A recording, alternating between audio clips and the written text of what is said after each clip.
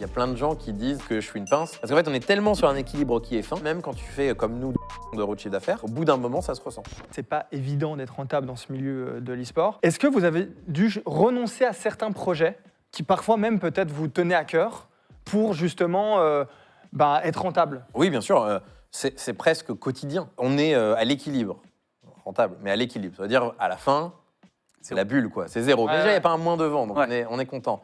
Mais c'est un pari. Si chaque année, on ne vend pas des joueurs, on ne peut pas l'être. Il y a plein de gens qui disent, des joueurs et tout, que je suis une pince. Parce qu'on n'envoie pas, ce qui est vrai, on envoie peu de merchandising aux joueurs. Parce qu'en fait, on est tellement sur un équilibre qui est fin que si je fais ça fois 50 joueurs, joueuses, coach, fois 8 collections dans l'année, plus tout ce que ça représente et tous les trucs. Donc en fait, quand je suis arrivé, par exemple, j'ai dit on n'envoie plus rien. Deuxième année, c'est bon, on peut le refaire. Troisième année, maintenant c'est automatique, tous les employés ont tous les maillots, tous les trucs, etc. Ça paraît rien, mais 10 000 par-ci, 15 000 par-là, même quand tu fais comme nous 12 millions d'euros de chiffre d'affaires, au bout d'un moment, ça se ressent. Ce qui est particulier dans l'e-sport, c'est qu'il faut faire avant de rentabiliser derrière et de trouver l'équilibre. Et c'est ça qui est particulier. Ah ouais.